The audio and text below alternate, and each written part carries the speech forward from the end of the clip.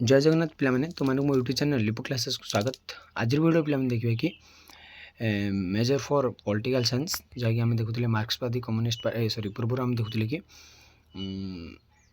आमर भारतीय जनता पार्टी और भारतीय जातीय कांग्रेस एगुड़ी आम पूर्व देखुले।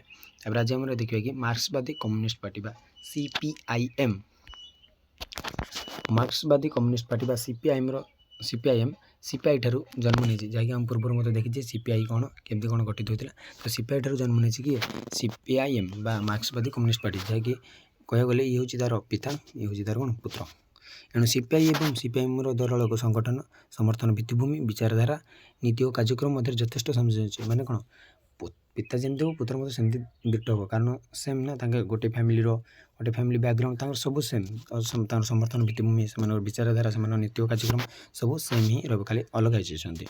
भारतीय साम्यवादी संपर्क सभ्यता अथवा चीन साम्यवादी सहित क्षमतासीन कांग्रेस दल साम्यवादी संपर्क रूपरेख कौन हम ये दुई प्रश्न पर सीपीआई दल विभाजन घटला। ये दुईटा प्रश्न जो रहा पे कौन कौन ना क्षमतासीन कांग्रेस दल साम्यवादी संपर्क रूपरेख कौन हम और भारतीय साम्यवादी संपर्क सभ्यता अथवा चीन साम्यवादी संपर्क केमती कौन रही दुईटा क्वेश्चन ये दलटा विभाजन घटला। फल 1964 मसीह जन्म नेला CPIM जितेबाला कि यहीटा ये दलटा नष्ट हो गला तो केतल कौन सृष्टि है CPIM 1964 मसीह। ये दलर निर्वाचन संकेत है दा हातुड़ी और पंचमुनिया तारा कौन कौन दा हातुड़ी पंचमुनिया तारा पांचटा मुन थी तारा। ये दल नेतृत्व में वामपंथी दल मैंने 1977 2011 मसीहा पर्यंत निर्वाचन भाव दीर्घ 34 वर्ष काल पश्चिम बंग शासन करते केते वर्ष काल 34 वर्ष काल CPIM कौन कांग्रेस माने कौन आमर पश्चिम बंग शासन करते निर्वाचन भाव 34 वर्ष काल। केन्द्र में केतेक मेंट सरकार गठन दलर भूमिका रही जमी आमर ये केते मेंट सरकार चलती एवं जो प्रधानमंत्री बा केन्द्र जो सरकार गठन में जो दरकार तो सही मेंटर ही होती तो ये केते मेंट सरकार आर हाथ रही कारण ये गोटे जातीय दल 2014-2019 साधारण निर्वाचन पर यही दलर जातीय मान्यता माने जो जातीय दलर मान्यता जहाँ रिक्वायरमेंट तो ता प्रति विपद देखा जाए कारण ये परफॉर्मेंस दे पाने से सी भोटा टे संग्रह करें तो से विपद देखा देती।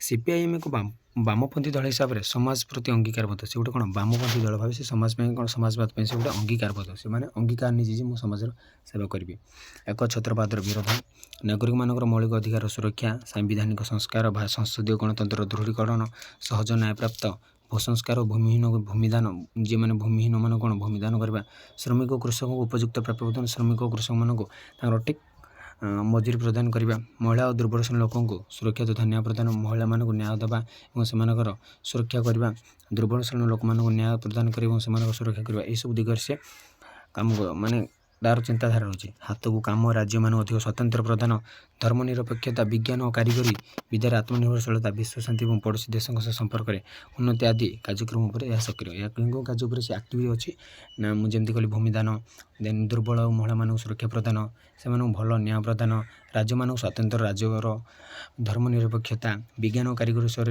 आत्मनिर्भरशीलता विश्व शांति कार्य करने पड़ोसी देश मान संपर्क केमती भल रखा से कार्य करवा ये गुड़ी हूँ तार चिंताधारा कार्य तो यहाँ सेमती किसी ना पे बहुत छोट था। आ देखिए बहुजन समाज पार्टी 1984 मसीहा एप्रिल 14 तारीख अर्थात विशिष्ट दलित नेता तथा भारतीय संविधान जनक डॉक्टर भीमराव आंबेडकर जन्मतिथि श्री काशीराम को नेतृत्व में जन्म नेला बहुजन समाज पार्टी एप्रिल 1984 मसीहा एप्रिल 14 तारीख आर कह गले बर्थडे तो विशिष्ट दलित नेता भारतीय संविधान जनक डॉक्टर भीमराव आंबेडकर जन्मतिथि जो दिन भारतीय संविधान जनक डॉक्टर भीमराव आंबेडकर जन्म नहीं से तिथि को लेकिन ये दलटा गढ़ी उठी अनुसूचित जाति अनुसूचित जनजाति शिक्षा और सामाजिक पछुआ श्रेणी दलित और श्रेणी मानक कर्मचारी और श्रमिक मान गठित बहुजन समाजर एकमात्र प्रतिनिधि बोली बहुजन समाज पार्टी दाबी करे माने कौन जो अनुसूचित जनजाति आदिवासी भाई मान जो अनुसूचित जनजाति SC/ST लोक मान दल कार्य करे से मन करती आगु दल से ध्यान देनी से मन करती ये दल ही से गोटे प्रतिनिधि से मानी ये दलर मत बहुजन समाज भारतीय समाज 80% लोक गठित होता बेले देशर सामाजिक राजनीतिक और अर्थनैतिक जीवन में खूब सीमित प्रतिनिधित्व रही ଏହି ଦଳ ମହାମନୀଷୀ ମନୁ ଓ ତାଙ୍କ ତତ୍ତ୍ୱ ଯାହାକି ମନୁବାଦ ନାମରେ ନାମିତ ତାହାକୁ ବିରୋଧ କରେ। ଏ ମନୁ ବା ମନୁବାଦକୁ ଇଏ ବହୁତ ମାନେ ବିରୋଧ କରେ। କେଉଁ ଦଳ ନା ବହୁଜନ ସମାଜ ପାର୍ଟି। କାରଣ ମନୁବାଦ ଓ ମନୁବାଦୀ ମାନେ ଉଚ୍ଚ ଜାତିର ଲୋକମାନଙ୍କୁ ସପକ୍ଷରେ ଯୁକ୍ତି କରନ୍ତି। ମାନେ ମନୁବାଦୀ ମାନେ ମାନେ ଯେଉଁ ଆମର ଯେଉଁ ରହିଛି କି ଆଗରୁ ମାନେ ଯେଉଁ ଆମର SC ST ମାନେ ବହୁତ ମାନେ ତାଙ୍କ ତଳ କାଷ୍ଟ ଲୋକ ମାନେ ଜେନେରାଲ OBC ବଡ଼ କାଷ୍ଟ ଲୋକ ବା OBC ମଧ୍ୟ OBC SBC ଯେଉଁ ସେଇଟା ଯେଉଁ ଆମର କାଷ୍ଟ ସିଷ୍ଟମ୍ କରିଦେଇଛନ୍ତି ସରକାର ବା ଭାରତୀୟ ସଂଘର, ଏମାନେ SC ST ବହୁତ ହେଲ୍ପ କରନ୍ତି ଏବଂ OBC ଜେନେରାଲ ଟିକେ ବହୁତ ସପୋର୍ଟ କରୁନଥାନ୍ତି ବୋଲି ସେମାନେ ମତ ରଖନ୍ତି ବା ସେମାନଙ୍କ ବିପକ୍ଷରେ ଯୁକ୍ତି ରଖନ୍ତି। ଏଣୁ ବହୁଜନ ସମାଜ ପାର୍ଟି ସାମାଜିକ ଅର୍ଥନୈତିକ ଅସମତା ଦୂର କରିବା ସହ ଦଳିତ ଶୋଷଣ ବନ୍ଦ କରିବା ସପକ୍ଷରେ ଦୃଢ଼ ଯୁକ୍ତି, ମାନେ ଯେମିତି ଆମର ଦଳୀୟ ଶୋଷଣ ରହିବ ନାହିଁ, ଯେମିତି ଦଳ ଆମର କହୁଛେ SC ST କାଷ୍ଟ ସେଇଗୁଡ଼ିକ ଯେମିତି ନ ରହିବ। ଏହି ଦଳ ଆସାମ, ସିକିମ, ପଣ୍ଡିଚେରୀ ବ୍ୟତୀତ ଭାରତର ଅନ୍ୟ ସମସ୍ତ ରାଜ୍ୟରେ ନିଜ ସମର୍ଥକ ଗୋଷ୍ଠୀ ତିଆରି କରିପାରିଛି। ମାନେ ବିଭିନ୍ନ ରାଜ୍ୟ ତା'ର ସବୁ ସ୍ଥିତି ବଜାୟ ରଖିଛି ବା ସେ ସମର୍ଥନ ଗୋଷ୍ଠୀ ତିଆରି କରିଛି। ବିଶେଷ କରି ଉତ୍ତରପ୍ରଦେଶ ଓ ପଞ୍ଜାବରେ ଏହାର ସ୍ଥିତି ଖୁବ୍ ସୁଦୃଢ଼, ମାନେ ପଞ୍ଜାବ ଏବଂ ଉତ୍ତରପ୍ରଦେଶର ମଧ୍ୟ ତା'ର ସ୍ଥିତି ସୁଦୃଢ଼ ରହିଛି।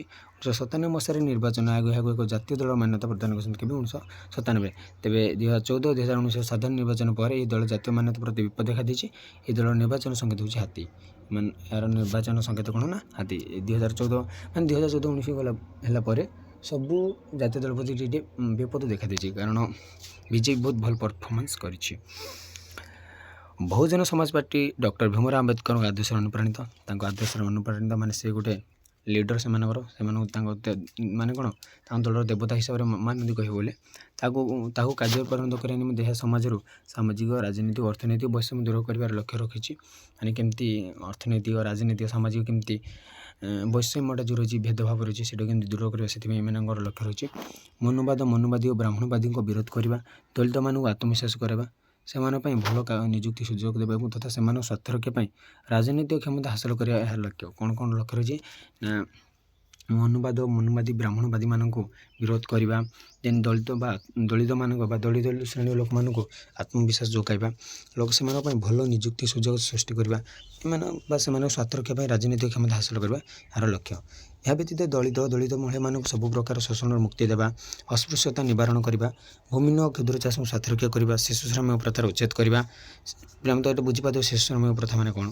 ସରକାରୀ ଉଦ୍ୟୋଗର ଦୃଢ଼ୀକରଣ, ଗ୍ରାମ୍ୟ ଓ କୁଟୀର ଶିଳ୍ପର ପ୍ରସାର, ଅମଲାତନ୍ତ୍ରକୁ ଉତ୍ତରଦାୟିତ୍ୱ କରିବା, ସ୍ୱାୟତ୍ତଶାସନ ଅନୁଷ୍ଠାନଗୁଡ଼ିକୁ ଅଧିକ କ୍ଷମତାଶୀଳ ଓ କ୍ରିୟାଶୀଳ କରିବା, ପଡ଼ୋଶୀ ରାଷ୍ଟ୍ରଙ୍କ ସହ ଉତ୍ତମ ସମ୍ପର୍କ ରଖିବା ଉପରେ ଏହି ଦଳ ସଚେତନ ଓ ସକ୍ରିୟ। ପୁନଶ୍ଚ ରାଜନୈତିକ ପ୍ରଶାସନୀୟ ଦୁର୍ନୀତିର ମୂଳୋତ୍ପାଟନ କରିବା, ସାମାଜିକ ହିଂସା ରୋକିବା ଓ ଦେଶର ଗଣତାନ୍ତ୍ରିକ ବ୍ୟବସ୍ଥା ସୁଦୃଢ଼ କରିବା ଉପରେ ଏହି ଦଳ ମଧ୍ୟ ଗୁରୁତ୍ୱ ପ୍ରଦାନ କରେ। ମାନେ କହିବାକୁ ଗଲେ ଏହି ଦଳଟା ନା ଆମର କେମିତି ମାନେ ଦଳିତ ଶ୍ରେଣୀ ଲୋକମାନଙ୍କ ପାଇଁ କେମିତି ଅଧିକ କାର୍ଯ୍ୟ କରିବା ସେଥିପ୍ରତି ଟିକେ ଦୃଷ୍ଟି ଦେବେ। ଅନ୍ୟ ଶ୍ରେଣୀ ଲୋକମାନେ ମଧ୍ୟ ଦୃଷ୍ଟି ଦେଇଛନ୍ତି ଦଳିତ ଶ୍ରେଣୀ ଲୋକମାନଙ୍କ ପାଇଁ ବେଶୀ ଟିକେ ଯେମିତି ଦେଖି ଆମେ କହିଛି ଦଳିତ ଶ୍ରେଣୀମାନଙ୍କୁ ସୁଯୋଗ ଦେବା ଓ ସେମାନଙ୍କ ସ୍ୱାର୍ଥରକ୍ଷା କରିବା ଭଲସେ ଦେଖିଦେଉଛି। ଏଥିରେ ଭୂମିହୀନ କ୍ଷୁଦ୍ର ଚାଷୀଙ୍କୁ ସ୍ୱାର୍ଥରକ୍ଷା କରିବା, ଶିଶୁ ଶ୍ରମିକ ପ୍ରଥାର ଉଚ୍ଛେଦ କରିବା, ସରକାରୀ ଉଦ୍ୟୋଗର ସରକାରୀ ଉଦ୍ୟୋଗ କେମିତି ଦୃଢ଼ୀକରଣ କରିବା, ଗ୍ରାମ୍ୟ ଓ କୁଟୀର ଶିଳ୍ପର ପ୍ରସାର କରିବା, ଗ୍ରାମ୍ୟ ଓ କୁଟୀର ଶିଳ୍ପ ଯାହାର ଅଛି ତାର ପ୍ରସାର କରିବା, ଅମଲାତନ୍ତ୍ରକୁ ଉତ୍ତରଦାୟୀ କରିବା, ଅମଲାତନ୍ତ୍ର ଯେଉଁ ରହିଛି ତାର ଉତ୍ତରଦାୟୀ ରଖିବା, ସ୍ୱାୟତ୍ତଶାସନ ଅନୁଷ୍ଠାନଗୁଡ଼ିକୁ ଅଧିକ କ୍ଷମତାଶାଳୀ କରିବା, କ୍ରିୟାଶୀଳ କରିବା, ପଡ଼ୋଶୀ ରାଷ୍ଟ୍ରଙ୍କ ସହ ଉତ୍ତମ ସମ୍ପର୍କ ରଖିବା ଉପରେ ଇଏ କାର୍ଯ୍ୟ କରିଥାଏ। ତ ଦେଖିଲେ ପିଲାମାନେ ବହୁଜନ ସମାଜ ପାର୍ଟି କେମିତି କ'ଣ ପ୍ରତିଷ୍ଠା ହୋଇଥିଲା, ତାର କେମିତି କ'ଣ କାର୍ଯ୍ୟଧାରା ହୋଇଥିଲା। ତ ପରବର୍ତ୍ତୀ ଭିଡ଼ିଓ ଦେଖିବା ପିଲାମାନେ ଜାତୀୟ କଂଗ୍ରେସ ପାର୍ଟି ବା NCP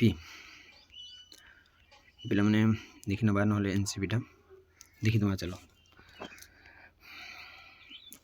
ଦ୍ୱାଦଶ ଲୋକସଭା ବିଲୟ ପରେ ଇନ୍ଦିରା କଂଗ୍ରେସର ମଧ୍ୟ ବିଦ୍ରୋହର ସ୍ୱର ଉଠିଲା। କ'ଣ ହେଲା ନା ପିଲାମାନେ ଇନ୍ଦିରା କଂଗ୍ରେସର ବିଦ୍ରୋହର ସ୍ୱର ଉଠିଲା।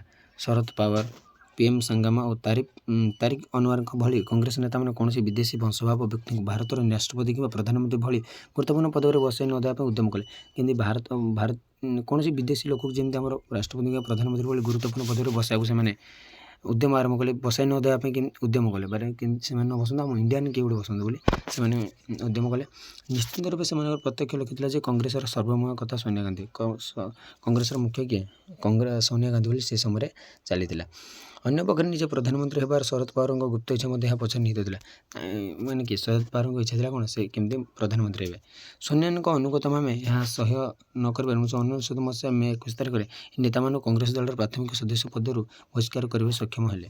ମାନେ ଏମାନେ କ'ଣ ସେଇ ଏମାନେ ଯେଉଁ ଇଚ୍ଛା ରଖିଥିଲେ ପ୍ରଧାନମନ୍ତ୍ରୀ ହେବା ତାପରେ ସବୁ ବଡ଼ ବଡ଼ ନିଜ ହାତକୁ ନେଇଯିବା ତ ସେମାନଙ୍କୁ ଦଳରୁ କଢ଼ାଗଲା। ଆହ୍ୱାନ ସ୍ୱରୂପ ଏହି ନେତାମାନେ ସେହି ବର୍ଷ ଜାତୀୟତାବାଦୀ କଂଗ୍ରେସ ପାର୍ଟି ବା NCP ନାମକ ଏକ ଦଳ ଗଠନ କଲେ। ଜାତୀୟତାବାଦୀ କଂଗ୍ରେସ ଗଠନ କଲେ। 1999 ମସିହାରେ ତ୍ରୟୋଦଶ ଲୋକସଭା ନିର୍ବାଚନରେ ଏହାର ସଫଳତା ଏହାକୁ ଏକ ଜାତୀୟ ଦଳର ମାନ୍ୟତା ଦେବା ପାଇଁ ନିର୍ବାଚନ ହେବାକୁ ବାଧ୍ୟ କଲା। ମାନେ ଏହାର ସଫଳତା ଏତେ ବହୁ ପରିମାଣରେ ପ୍ରସ୍ଫୁଟିତ ହେଲା ଯେ ଏମାନଙ୍କୁ ମାନେ କ'ଣ ନିର୍ବାଚନ ହେବାକୁ ଗୋଟେ ଜାତୀୟ ଦଳ ମାନ୍ୟତା ଦେବାକୁ ବାଧ୍ୟ ହେଲା। 2000 ମସିହା ଜାନୁଆରୀ 10 ତାରିଖରେ ନିର୍ବାଚନ ଆୟୋଗ ଘଣ୍ଟାକୁ ଏହାର ନିର୍ବାଚନ ସଂକେତ ରୂପେ ଘୋଷଣା କଲା। ଏହାର ଘଣ୍ଟା ଚିହ୍ନ ହେଉଛି ଏହାର କ'ଣ ନିର୍ବାଚନ ସଂକେତ। 2004-19 ମସିହାରେ ଏହା କଂଗ୍ରେସ ପରିଚାଳିତ ମିଳିତ ପ୍ରଗତିଶୀଳ ମେଣ୍ଟ ବା UPAରେ ଯୋଗ ଦେଇ ଲୋକସଭାରେ 9ଟି ଲେଖାଏଁ ଆସନ ଦଖଲ କଲା ଏବଂ ଉଭୟ ଥର ଏହାର ସଭାପତି ଶରଦ ପାୱାର କେନ୍ଦ୍ରରେ କ୍ୟାବିନେଟ୍ ମନ୍ତ୍ରୀ ରହିଲେ। କ'ଣ ଏହାର ସଭାପତି କିଏ ଶରଦ ପାୱାର କ୍ୟାବିନେଟ୍ ମନ୍ତ୍ରୀ ରହିଲେ। 1999ରୁ 2014 ପର୍ଯ୍ୟନ୍ତ ମହାରାଷ୍ଟ୍ରରେ କଂଗ୍ରେସ ସହ ମେଣ୍ଟ କରି ରାଜ୍ୟରେ ସରକାର ଗଠନ କରିଥିଲା। ତେବେ 2014-19 ମସିହା ଲୋକସଭା ନିର୍ବାଚନ ପରେ ଏହି ଦଳର ଜାତୀୟ ମାନ୍ୟତା ପ୍ରତି ବିପଦ ଦେଖାଯାଇଛି। କହିଲା ପ୍ରେମରେ 2014-19ର ଯେତେ ନିର୍ବାଚନ ପରେ ସବୁ ଦଳର ବିପଦ ଦେଖାଯାଇଛି। ମହାରାଷ୍ଟ୍ର ହେଉଛି ଏହି ଦଳର ମୁଖ୍ୟ ସମର୍ଥନ ଭିତ୍ତିଭୂମି। ମହାରାଷ୍ଟ୍ର ଆଗକୁ ବହୁତ ସମର୍ଥନ କରିଥାଏ ଆମର ବହୁତ ମାନେ କ'ଣ କହନ୍ତି ଏଇଟା ଆମର ଟିକେ ପିଲାମାନେ ଜାତୀୟତାବାଦୀ କଂଗ୍ରେସକୁ ସମର୍ଥନ କରିଥାଏ ବା ସମର୍ଥନର ଭିତ୍ତିଭୂମି ସେଠି ସୃଷ୍ଟି ହୋଇଛି। ଏହା ବ୍ୟତୀତ ମେଘାଳୟ, ମଣିପୁର, ତ୍ରିପୁରା, ନାଗାଲାଣ୍ଡ, ହିମାଚଳ ପ୍ରଦେଶ, ବିହାର, ଝାଡ଼ଖଣ୍ଡ, ଉତ୍ତରାଖଣ୍ଡ, ଓଡ଼ିଶା ଆଦି ରାଜ୍ୟରେ ମଧ୍ୟ ଦଳର ସମର୍ଥନ ରହିଛି।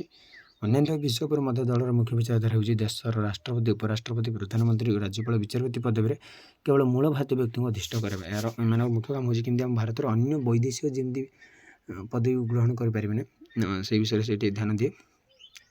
ମାନେ ଆଜି ପାଇଁ କ୍ଲାସ୍ 2 ରେଡ଼ି ରଖିବା। ପରବର୍ତ୍ତୀ କ୍ଲାସ୍ ଦେଖିବା ଅଲ୍ ଇଣ୍ଡିଆ ତୃଣମୂଳ କଂଗ୍ରେସ।